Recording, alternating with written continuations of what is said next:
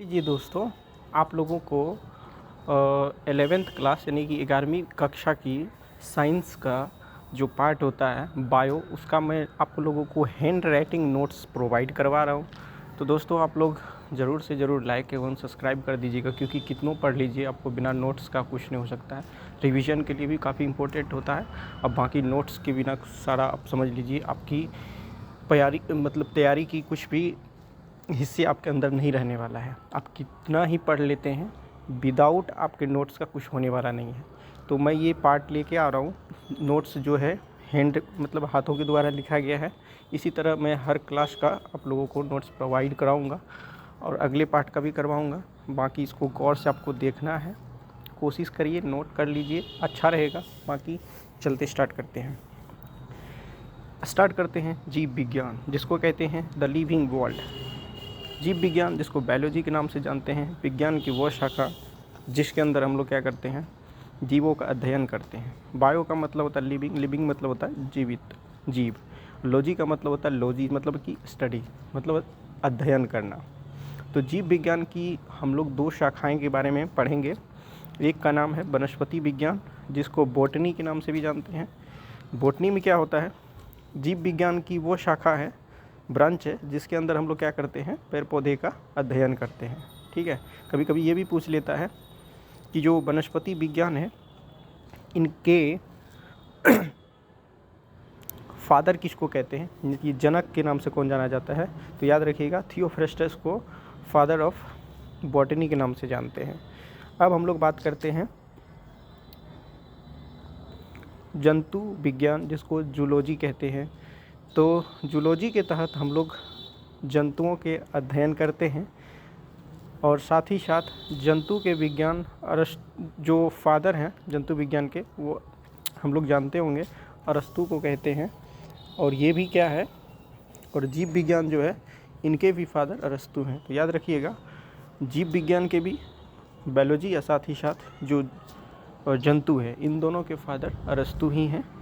तो कभी कभी फादर भी पूछ ले, तो ऑब्जेक्टिव टाइप पर के जो क्वेश्चन बनते हैं, तो काफ़ी इंपॉर्टेंट है। आगे बढ़ते हैं हम लोग। अब हम लोग देखते हैं कि जीव यानी कि ऑर्गेनिज्म क्या होता है। जीव कह लीजिए, या फिर एक या एक से जो अधिक जो सेल्स होते हैं ना, कोशिका, उनका जो बड़ा वो संगठन जो रूप होता है, उसको जीव कहते हैं। बहुत सारे सेल्स को मिलके जो है एक कोशिका का निर्माण होता है, उसी को हम लोग सेल भी कहते हैं। तो क्या होता है, बहुत सारे एक या एक से अधिक जितने भी सेल्स होते हैं, सब सेल्स का ग्रुप को हम लोग क्या कहते हैं, एक जीव कहते हैं। ठीक है। जिसमें बाहरी और आंतरिक वृद्धि होती है, विकास होता है, साथ में अपने जैसा जो है प्रतिरूप बनाने की क्षमता होती है, वो जीव कहलाता है। मतलब अपने जैसा दूसरा रूप पैदा करना, जैसे मनुष्य वगैरह भी है, अपने जैसे संतान को पैदा करता है। ये है क्या है, एक तरह से जीव है। अब हम लोग बात करते हैं सजीव के बारे में। सजीव क्या होता है, जिसको लिविंग बोलते हैं, और निर्जीव क्या होता है, जिसको नॉन लिविंग बोलते हैं। तो देखिए, पृथ्वी के चारों ओर जितने भी हैं, आप लोग जानते होंगे, पृथ्वी के चारों ओर जो भी चीज़ हम देखते हैं या अध्ययन करते हैं अपनी सुविधा के लिए, हम लोग इनको जो है दो हिस्सों में बांटते हैं। एक सजीव, जिसको लिविंग, दूसरा बोलते हैं निर्जीव। तो हम लोग बात करेंगे अभी सजीव के बारे में। पृथ्वी पर, ध्यान से देखिएगा, पृथ्वी पर पाए जाने वाले समस्त जीव, जिनमें जीवन मतलब उसकी ज़िंदगी, उसमें जीवन, उसमें जान है, उसको हम लोग सजीव कहते हैं। और जिनमें जीवन उपयोगी सभी जितने महत्वपूर्ण क्रियाकलाप हैं उसके अंदर होता है, जैसे सांस लेना, ये सब क्या है, सजीव का लक्षण है। देखिए, इनमें सभी प्रकार के, जैसे चाहे पेड़ पौधे हो, जीव जंतु हो, पशु हो, सूक्ष्म जीव हो, साथ साथ इसमें मनुष्य भी शामिल होता है। अब हम लोग बात करते हैं सजीवों के प्रमुख लक्षण। तो इनके लक्षण के बारे में पढ़ते हैं। देखिए, पहला है, जो सजीव है वो भोजन करेगा, मतलब फूड। जितने भी सजीव होंगे उनके कार्य होंगे भोजन करना। और ये आप जानते होंगे भोजन क्यों करते हैं, क्योंकि भोजन करने से ऊर्जा प्राप्त होती है। ऊर्जा मतलब एनर्जी, आपके शरीर में एनर्जी, आपको ज़िंदा रहने के लिए भोजन बहुत ज़रूरी है। और भोजन जो है, अब पता है, जो भोजन है ये सजीव में एक विशेष गुण है भोजन करने का, क्योंकि बिना भोजन का शरीर के अंदर जो है किसी तरह की शक्ति नहीं आएगी, एनर्जी नहीं आएगी, तो हम लोग जीवित नहीं रह सकेंगे। पौधा फिर अब पौधा है, पौधे को अपना भोजन स्वयं प्रकाश संश्लेषण के द्वारा करते हैं, जबकि जो अन्य जीव होते हैं भोजन के लिए पौधे या दूसरे जंतु पर निर्भर रहते हैं। अब हम लोग बात करते हैं श्वसन, जिसको हम लोग कहते हैं रिस्पिरेशन। रिस्पिरेशन मतलब श्वसन, जो सांस लेते हैं ना हम लोग, सभी जितने भी सजीव हैं, चाहे पेड़ पौधे हो चाहे जंतु हैं, सभी आदमी को श्वसन की आवश्यकता होती है। तो फ़र्क है कि हम लोग ऑक्सीजन जो है हम लोगों के लिए आवश्यकता होती है, श्वसन के रूप में हम लोग ऑक्सीजन को ग्रहण करते हैं। ऑक्सीजन को ग्रहण करने के साथ साथ हम लोग क्या करते हैं, जो CO2 होता है, कार्बन डाइऑक्साइड, उसको छोड़ते भी हैं। तो ये जो प्रोसेस होती है इसको हम लोग क्या कहते हैं, श्वसन। ठीक है, अब हम लोग चलते हैं आगे। अब हम लोग बात करते हैं चलन। चलन मतलब होता है मूव। देखिए पेड़ पौधे के साथ साथ कोई जीव जंतु हैं, आदमी हैं, उसमें चलन की प्रक्रिया पाई जाती है। अब चलन की प्रक्रिया का मतलब एक है कि आदमी जैसे मूवेबल होता है, तो पौधे मूवेबल तो नहीं होता है, लेकिन वो बढ़ते हैं, छोटा पौधा से बड़ा होते, तो एक तरह से आप सोच सकते हैं। हालांकि वो इस तरीके से आदमी तरह तो मतलब चल नहीं सकते, लेकिन फिर भी वो वृद्धि करते हैं, बढ़ते हैं ना, आप समझ सकते हैं। सजीव में ये चलन की प्रक्रिया, चलने की वृद्धि पाई जाती है। सजीव का जो मुख्य वैसे कारण अगर देखा जाए तो भोजन की खोज के लिए एक जगह से दूसरी जगह भटकते रहते हैं, ठीक है। लेकिन पेड़ पौधे के लिए अपना भोजन के लिए भटकने की आवश्यकता नहीं होती है।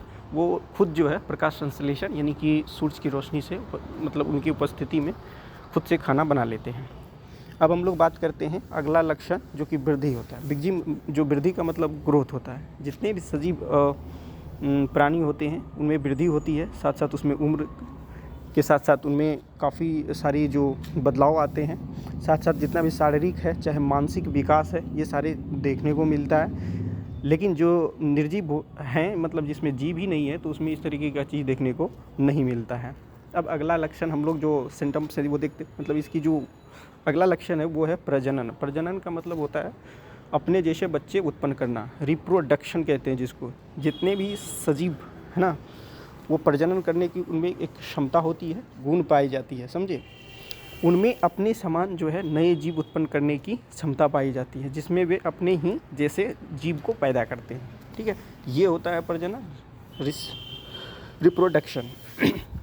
अब आगे जो हम लोग का लक्षण है वो देखते हैं, ये है संवेदनशीलता। संवेदनशीलता का मतलब होता है फील, महसूस करना, है ना। हम लोगों को टच करेगा, मारेगा, कुछ करते हैं तो ये एक महसूस होता है, फील होता है ना। तो ये जो है गुण जो है पाए जाते हैं, किस में पाए जाते हैं बताइए जल्दी से। ये सजीव की बात कर रहे हैं हम लोग, कुछ में। तो संवेदनशीलता का मतलब जितने भी सजीव होते हैं उसमें संवेदनशीलता अपने आसपास, चाहे मौसम का हो, चाहे उसके वजह से कोई परिवर्तन आया, ये महसूस हो जाता है। जैसे आंधी तूफान है, अभी मान लीजिए धूप है, ठंडा है, तो ये महसूस होता है ना हम लोगों को, कब ठंडा कब धूप। तो ये क्या है, एक तरह से संवेदनशीलता, एक तरह से फीलिंग्स है। जो फीलिंग्स होता है वो फील, ये सब चीज़ जो है, ये गुण जो है सजीव में पाए जाते हैं। मनुष्य में 5 संवेदी अंग भी होते हैं। मतलब संवेदी अंग मतलब उस तरीके का हमारे अंदर जो है पार्ट्स होते हैं बॉडी के अंदर, जो हमें इन गुणों की महसूस कराते हैं। जैसे आँख है, नाक है, तो कान है, इस तरीके का ये सब चीज़ देखते होंगे। तो अपना सबका अपना अलग अलग काम होता है। जबकि पेड़ पौधे में कोई ऐसे विशेष संवेदी अंग नहीं पाए जाते हैं, लेकिन वे भी सर्दी गर्मी सूरज का प्रकाश महसूस करते हैं। सूरजमुखी का पौधा आपने देखा होगा, इसे सबसे अच्छा उदाहरण है। देखते होंगे कि मई के जब टाइम चल रहा था तो पौधे की पत्तियों से जो है छूने पर वो बंद हो जाता है, फिर धीरे से खुल जाता है। तो ये सब जो देखने को मिलता है, तो इससे पता चलता है पेड़ पौधे में भी ऐसा गुण पाया जाता है। संवेदी अंग की बात करें, जिसमें जानते हैं, हम लोग जानते हैं ना, आँख, नाक, कान, जीभ, त्वचा, ये सब है। इस तरीके से ये सारी जो है हम लोग बात कर रहे थे अभी सजीव के बारे में। अब इसके साथ इसमें जो और गुण पाए जाते हैं, इनके लक्षण उत्सर्जन। उत्सर्जन मतलब एक्सक्रिएशन। इसमें क्या होता है बता देता हूँ मैं। जितने भी जीवधारी होती हैं उनमें आपको अलग अलग क्रियाओं के फलस्वरूप जो है हानिकारक जितने भी अनावश्यक पदार्थ है, जो हमारे शरीर में जिनकी आवश्यकता नहीं होती है, तो उनको हम लोग क्या करते हैं, शरीर से बाहर कर देते हैं, ठीक है। तो वो हमारे शरीर से बाहर निकल गया। तो ये जो निकलने की प्रोसेस होती है, ये निरंतर जीवों में चलती रहती है। तो ये जितने भी अभी हम लोग बात किए थे, वो सारा का सारा क्या है, सजीव से जुड़ा हुआ जितने भी पॉइंट्स थे उसके बारे में मैंने बात किया, और ये काफ़ी इंपॉर्टेंट पॉइंट है। अब हम लोग बात करेंगे निर्जीव, जिसको हम लोग बोलते हैं नॉन लिविंग। देखिए पृथ्वी पर पाए जाने वाले, इस धरती पर जितने भी पाए जाते हैं चीज़, जो कोई भी जीवन जिसके अंदर नहीं पाया जाता है, जिसके अंदर उपयोगी आवश्यक काम जो भी है हमारे लिए वो काफ़ी ज़रूरी का चीज़ होता है, लेकिन उसके अंदर वो जो सजीव बला है गुण नहीं पाए जाते हैं, तो उन्हें हम निर्जीव बोलेंगे। जैसे देखिए, हम लोग श्वसन करते थे, प्रजनन करते थे, भोजन के साथ साथ वृद्धि, ये सब कुछ करते थे, लेकिन ये सारी गुण जो है इनमें नहीं होती है। अब हम लोग बात करते हैं कि निर्जीव क्या है, कैसे है, इनको कितने हिस्सों में बांटते हैं। तो आइए चलते हैं। देखिए, निर्जीव को हम 2 भागों में बांट सकते हैं। पहला है प्राकृतिक, जिसको नेचुरल कह सकते हैं। दूसरा है मानव निर्मित या कृत्रिम, जिसको आर्टिफिशियल कहते हैं। सबसे पहले हम लोग बात करते हैं नेचुरल के बारे में। देखिए, इसके अंदर वे सारी निर्जीव चीज़ें आती है जो प्राकृतिक द्वारा निर्मित है। जैसे कि देख लीजिए, पर्वत है, आकाश है, तारे हैं, सूर्य है, हवा है, पानी है, आग है, पत्थर, ये जितने भी है ये भगवान यानी जो प्राकृतिक हम लोग मानते हैं उनके द्वारा निर्मित है। इनमें हम लोग कोई छेड़छाड़ नहीं कर सकते, इसको नहीं बना सकते हैं, न कुछ कर सकते, ठीक है। तो ये जितना है इस टाइप के जितने भी चीज़ होंगे उनको हम लोग प्राकृतिक या नेचुरल थिंग्स बोलेंगे। अब जो मानव निर्मित है, जो मानव के द्वारा निर्मित है, बनाया गया है, तो उसको आर्टिफिशियल बोलते हैं। जैसे जानते होंगे हम लोग, इसके अंदर जितने भी वस्तुएं आती है बताता हूँ उसके बारे में। देखिए, जैसे कि हम लोग टेबल है, कुर्सी है, चाहे कंप्यूटर है, मोबाइल है, कार है, रोबोट है, कुछ जैसे सैटेलाइट वगैरह भी हम लोग बना के भेजते हैं, तो ये क्या है, आर्टिफिशियल है, ठीक है, तो जो मानव के द्वारा निर्मित होता है। अब हम लोग बात करते हैं जो जीव होते हैं, जीवों में विविधता यानी कि diversity in the living things. तो देखते हैं जीवों में विविधता किस तरीके से पाई जाती है। तो आइए दोस्तों, ठीक है, देखिए मज़ा लेके पढ़िए और सारे नोट्स को बनाते चलिए, आपके एग्ज़ाम के लिए वैसे भी काफ़ी इंपॉर्टेंट है। तो इस तरीके से सारे मैं हैंड राइटिंग का जितना भी नोट्स है आप लोग को प्रोवाइड करवा दूंगा। इसके लिए मेरे चैनल को लाइक, सब्सक्राइब और शेयर भी कर दिया करिएगा, ठीक है। चलिए आगे देखते हैं, हम लोग बात करते हैं जीवों में विविधता। देखिए, जीव जगत में असंख्य प्रकार के जीवों की उपस्थिति है। इस जो जीव जगत है इसमें असंख्य मतलब गिन नहीं सकते कितने प्रकार के जीव पाए जाते हैं।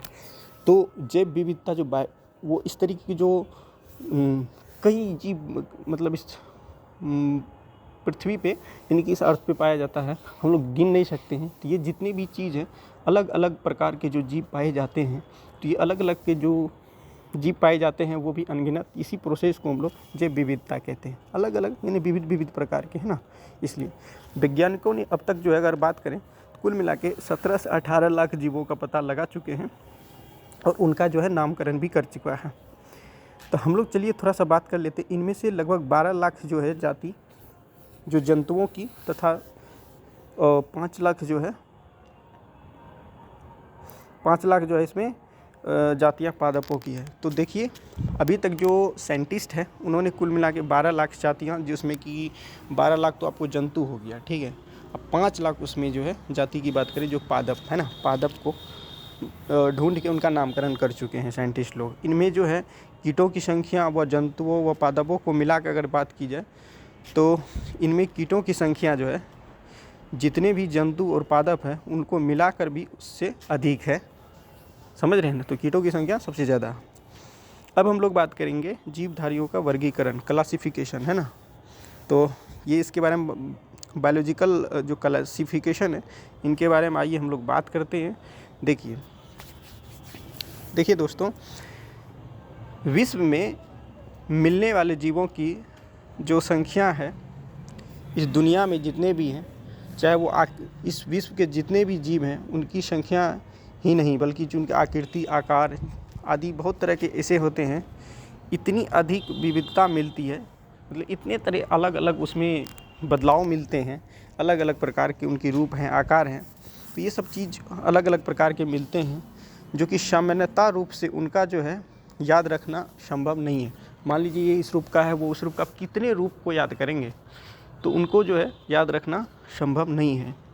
इसीलिए अध्ययन की सुविधा के लिए हम लोग अध्ययन जो स्टडी करेंगे तो इतनी चीज़ को कैसे याद रख पाएंगे।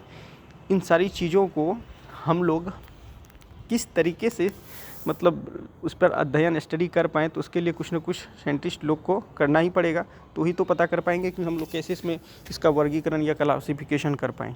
तो कुछ उस संवर्गों या कुछ समूह में जीवों को क्या किया गया, वर्गीकृत किया गया या तो बांट दिया गया। अब इन जो संवर्गों में जो बांटा गया उसको टैक्सा यानी टैक्सा कहते हैं। पौधों, जंतुओं, बैक्टीरिया आदि को अलग अलग या फिर कह लीजिए कैटेगरीज या संवर्गों या फिर टैक्सा में रखा जा चुका है, ठीक है, चाहे पौधे हो, जंतु हो या बैक्टीरिया, ठीक है, ताकि हम इस पर अध्ययन या स्टडी कर पाएँ। देखिए, नए जीवों का जो पहचान होती थी, क्योंकि आपको पता है ना कि इस वर्ल्ड में, इस दुनिया में अलग अलग प्रकार के बहुत सारे जीव जंतु पाए जाते हैं। तो अब उसमें कुछ जो नए जीवों की पहचान होती थी, तो उस चीज़ की सही पता करने के लिए वैज्ञानिक का नाम देना पड़ता था। साथ ही साथ अगर बात करें हम लोग उनकी समानताओं और असमानताओं के आधार पे, मतलब एक जैसा गुण कुछ दिखा तो वो समान हुआ, और कुछ असमान मतलब उसके जैसा गुण नहीं दिखा तो असमान हुआ। तो इन समान और असमान के आधार पर अगर हम बात करें तो उन्हें अलग अलग समूह या वर्गों में रखने को हम लोग क्लासिफिकेशन कहते हैं। तो क्लासिफिकेशन या वर्गीकरण किसको कहते हैं, समझ में आ गया। तो अलग अलग मतलब एक समान जीव रहेगा, एक समान का मतलब एक ही जैसा दिखेगा, उनकी गुण, क्वालिटी या आकृति कुछ भी मिलता है तो वो समान, और जो नहीं मिलेगा असमान, तो इनके बेसिस पर हम इनको वर्गीकृत किया है या क्लासिफिकेशन किया है ये हमारे साइंटिस्ट लोग, ठीक है। तो अब हम लोग बात करते हैं जीवों के नामकरण व वर्गीकरण, जो क्लासिफिकेशन है, इनके जो मूल सिद्धांत हैं, इसके स्टडी को वर्गीकरण विज्ञान या फिर इसको टैक्सोनॉमी, ठीक है, या फिर कह लीजिए वर्गीकी, जिसको सिस्टमेटिक्स कहते हैं। इस तरीके से हम लोग जो नामकरण के अध्ययन को, जो भी मतलब नए नए जीव मिलेंगे उसके अध्ययन को किस तरीके से इसको मॉडिफाई करना है, तो इस तरीके की जो स्टडी होगी उसको टैक्सोनॉमी या फिर कह लीजिए सिस्टमेटिक्स कहते हैं। अब हम लोग बात करते हैं वर्गीकरण का महत्व, इम्पोर्टेंस ऑफ क्लासिफिकेशन। तो आइए दोस्तों, हम लोग देखते हैं कि किसी वर्ग के एक जंतु का अध्ययन करके, अब कोई भी वर्ग है उनके बीच अगर कोई भी जंतु है उसकी स्टडी करेंगे, उसके बारे में जानकारी हासिल करेंगे, तो उस वर्ग के अन्य जितने भी जंतु होंगे उनके समान गुण का पता लग सकता है। तो कहने का मतलब है एक ही प्रकार के जंतु में बहुत सारे जंतु को मैंने मान लीजिए बहुत सारे जंतु हैं, उनमें सबको एक साथ इकट्ठा करके रखेंगे। अब मान लीजिए एक जगह इकट्ठा करके रखे, उसमें से अगर एक को पकड़ के मैंने उसका जो गुण धर्म या उसकी क्वालिटी अगर सब कुछ देख लिया, पता चल गया, तो उसमें ऐसा माना जाता है कि उसमें जितना भी है सब एक जैसा होगा। तो कहने का मतलब एक जैसा होगा तो वो समान होगा, और जिसमें एक का अलग है दूसरा का अलग है तो वो जितना भी होगा तो उसको क्या बोलेंगे, वो समान। तो आई होप आप लोग समझ गए होंगे। तो देखिए, हम लोग बात करते हैं कि किसी भी वर्ग के एक जंतु का अध्ययन करके उस वर्ग के अन्य सभी जितने भी जंतु हैं उनको समान गुण का पता लग जाता है। जैसे मान लीजिए मेढक का अध्ययन करने से एम्फीबिया वर्ग, देखिए एम्फीबिया वर्ग के जंतुओं के समान लक्ष्यों का ज्ञान होता है। देखिए एम्फीबिया वर्ग में सिर्फ मेढक ही नहीं आते, बहुत सारे ऐसे जीव आते हैं। तो अब देख लीजिए, इसको एक वर्ग का नाम दे दिया एम्फीबिया।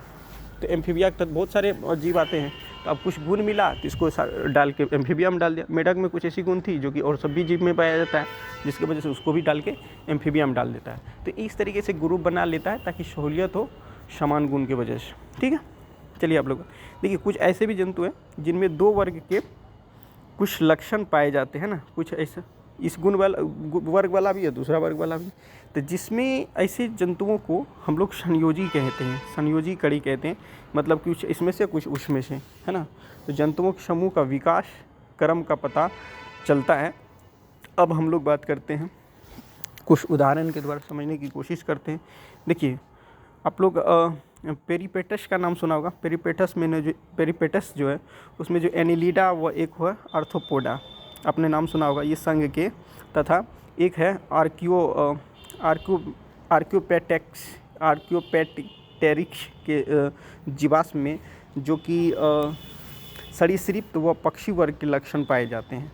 तो कुछ एग्जाम्पल थे जिसमें मैंने आपको ये बताया कि जो पेरिपेटस होते हैं उनमें क्या होता है, एक तो एनिलिडा और दूसरा आर्थ्रोपोडा, इन दोनों के गुण पाए जाते हैं। साथ ही साथ उसमें जो आर्क्योपेटेरिक्स के जीवाश्म की अगर बात करें, इसमें क्या होता है, एक तो सरीसृप और दूसरा पक्षी, तो ये दोनों। तो कहने का मतलब है आपके पास दो है, एक जैसे पेरिपेटस है, यानी कि पेरिपेटस जो है इसमें किस किस का गुण पाया जाता है। देखिए है एक ही, या गुण दूसरा अलग अलग पाया जाता है। एक तो एनिलिडा ग्रुप का, दूसरा आर्थ्रोपोडा ग्रुप का। उसी तरीके से अब दूसरा देख लीजिए, जैसे कि यहाँ पे है आर्कियोप्लेक्टिक रिक्ष जो है इसमें क्या होता है, एक तो सरीसृप और दूसरा पक्षी, तो ये दोनों मतलब वर्ग के गुण पाए जाते हैं। तो ये एग्जाम्पल के लिए था, उम्मीद है समझ में आ गया होगा। अब हम लोग बात करते हैं वर्गीकरण के आधार पे जो विभिन्न संघों व वर्गों की उत्पत्ति के मूल स्रोत का पता कैसे लगा सकते हैं या लगाया गया, इसके बारे में हम लोग बात करेंगे। तो क्लासिफिकेशन के आधार पर अलग अलग संघों व वर्गों का उत्पत्ति के मूल स्रोत का पता कैसे लगाया गया, इसके बारे में हम लोग बात करते हैं। अब जैसे देखिए एग्जाम्पल के लिए पक्षी व स्तन प्राणी जो होती है, वर्गों का विकास कौन कौन, एक तो पक्षी व जो स्तनी मतलब जो स्तनधारी होते हैं, उन वर्गों का विकास सरीसृप वर्ग से हुआ है। ऐसा माना जाता है कि जितने भी पक्षी हैं, साथ साथ जो स्तनधारी, ठीक है, जो स्तन प्राणी होती है, इनके वर्गों का जो विकास की अगर बात करें तो उसको ऐसा माना जाता है सरीसृप से उसका विकास हुआ। उसी के साथ जो आर्थ्रोपोडा संघ होता है, उनका विकास एनेलिडा में हुआ है, ऐसा माना जाता है। अब हम लोग बात करते हैं वर्गीकरण यानी कि क्लासिफिकेशन में विभिन्न आवास में रहने वाले जीवों में पाए जाने वाले आकारिक समानताओं और भिन्नता के आधार से पता चलेगा। आकारिक क्या होता है अभी बताएंगे, समझ में आ जाएगा। जैसे एग्जांपल के लिए जैसे वेल है, वेल क्या है, स्तनधारी है, परंतु जल में रहने के कारण जो है मछली जैसी दिखती है। तो वेल क्या है, एक तरह से स्तनधारी प्राणी है, लेकिन वो पानी में रहती है, तो पानी में रहने की वजह से वो दिखती कैसी है, तो ये मछली जैसा दिखती है। तो कहने का मतलब है कि देखिए वो आवास की वजह से जो है उनमें कुछ भिन्नता पाई गई, मतलब है ना, रहने का तो बाहर रहनी चाहिए थी, जब मछली जैसा उसका क्यों ऐसा दिख रहा है, इसका वजह है वो पानी में रहती है। तो ये चीज़ है। अब हम लोग बात करते हैं तो क्या हुआ, आपने देखा उसमें गुण देखा आपने स्तनधारी रहने के बावजूद उसके साथ क्या हुआ। अब हम लोग जैसे बात करते हैं वेल, और उसके साथ साथ जैसे चमगादड़, शेर एक ही संघ के प्राणी है, चाहे चमगादड़ ले लीजिए, चाहे शेर ले लीजिए और चाहे वेल ले लीजिए, सब क्या है, एक ही संघ के प्राणी हैं। पर क्या होता है, दो अलग अलग वातावरण में रहने के कारण बिल्कुल अलग नज़र से दिखते हैं ना, बाघ कहाँ, शेर कहाँ, है ना। तो ये वातावरण इन्वायरमेंट के कारण जो है इन लोगों का अलग अलग रूप रंग दिखता है, फिर भी ग्रुप जो है एक ही है। तो देखिए एक ही ग्रुप में अलग अलग प्रकार के रूप रह रहे हैं ना, लेकिन उस पर भिन्नता पाई जाती है अलग अलग रहने का, लेकिन जो गुण है ना एक ही जैसा दिखता है, ठीक है, इसीलिए इसको एक ही ग्रुप में रखा गया। अब हम लोग बात करेंगे जीवों के नामकरण किस तरीके से करते हैं, नोमेनक्लेचर ऑफ द ऑर्गेनिज्म। सबसे पहले देखिए नए खोजे गए जितने भी जीव हैं उनके द्विनाम यानी कि नामकरण पद्धति जो है द्वारा वैज्ञानिक नाम देने का कारण इसका जो है नामकरण करते हैं। तो ये नामकरण की प्रोसेस होती है। आपको पता होना चाहिए कैलेनस लिनियस का नाम आपने सुना होगा, ये बहुत बड़े साइंटिस्ट था जिन्होंने जीव के वैज्ञानिक नाम दिया, और साथ ही इसलिए जो है द्विनामकरण पद्धति के खोज के नाम से इन्हें ही जाना जाता है। इसको जो है टैक्सोनॉमी ऑफ फादर के नाम से भी जाना जाता है, कैलेनस लिनियस को, जिन्होंने जीव के नामकरण को लेकर सबसे पहले कंसेप्ट को इन्होंने लेकर आया था। अब हम लोग बात करेंगे कि अब हम लोग बात ये करते हैं कि द्विनाम पद्धति जिसको बाइनोमियल नोमेनक्लेचर के नाम से भी जानते हैं। देखिए स्वीडन के बहुत बड़े साइंटिस्ट थे लिनियस, जिसके द्वारा जंतु के जो वैज्ञानिक रूप से नामकरण मतलब वैज्ञानिक रूप से नामकरण पद्धति को लाने की वजह से काफ़ी मतलब चर्चित रहे थे। और इसके हिसाब से अगर देखा जाए तो प्रत्येक जितने भी प्राणी रहते हैं उनको दो नाम होते हैं। इसका कहने का मतलब था कि कोई भी प्राणी का अगर नाम होगा तो वो दो तरीके से होगा, दो नाम होगा उसको। कैसे, पर जब किसी का नाम अगर लिया जाएगा तो पहला वाला जो होगा उसको जेनेरिक नाम दिया जाएगा, ठीक है, और जो प्राणी के वंश को प्रदर्शित करता है, दूसरी जो है उनकी जाति को प्रदर्शित करेगा।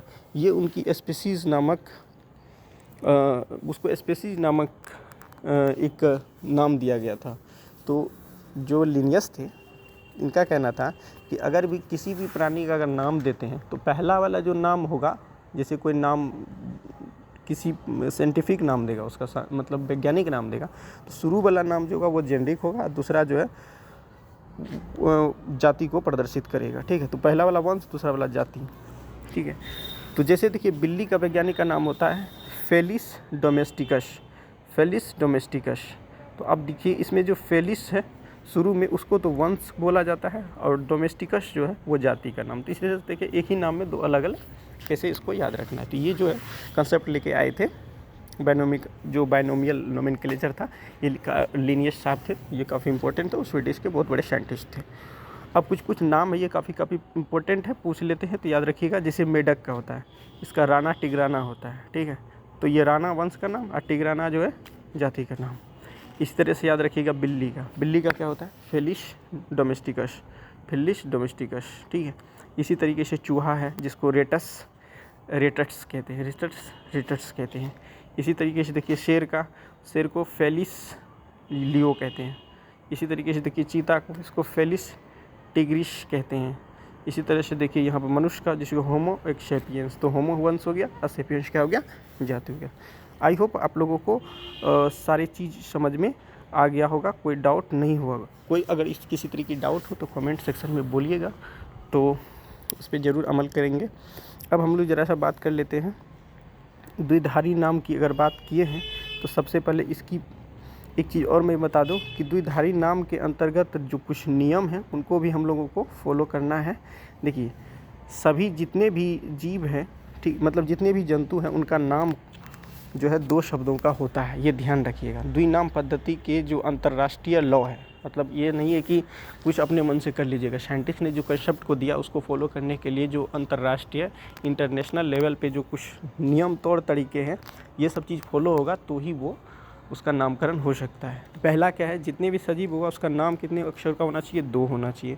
दूसरी बात, नाम का पहला अक्षर वंश का तथा दूसरा शब्द जाति का होना चाहिए। तीसरी बात, सभी नाम जो है अंग्रेजी में होते हैं। चौथा बात, वंश के नाम का पहला अक्षर बड़ा यानी कि कैपिटल में तथा जाति का नाम छोटे अक्षर स्मॉल लेटर से शुरू होता है। और पांचवी बात, जो जंतु है, जंतु का वैज्ञानिक नाम सदैव तिरछे अक्षर में है ना, तिरछे अक्षर जो इटैलिक्स में उसमें लिखा हुआ या छपा हुआ होना चाहिए, और दूसरी तिरछी लाइन खींचती जानी चाहिए। तो ये कुछ कंसेप्ट या लॉ थे द्विधारी नाम या पद्धति को लेके। तो आई होप इन सब चीज़ों को, उम्मीद है आप लोग समझने का कोशिश किए होंगे, जो कि काफ़ी इम्पोर्टेंट थे, ठीक है। तो अब ज़रा इसमें हम लोग ये देखेंगे कि जो जीवों का वर्गीकरण या क्लासिफिकेशन ऑफ ऑर्गेनिज्म किस तरीके से इसमें आगे की जो प्रोसेस होती है, इसके बारे में आगे बात करेंगे। तो दोस्तों वीडियो बहुत लंबा हो जाता है, इसलिए नेक्स्ट वीडियो में आगे का पार्ट को लेके आऊँगा, उसमें बिल्कुल इसको कवर करवा दूँगा। नमस्कार।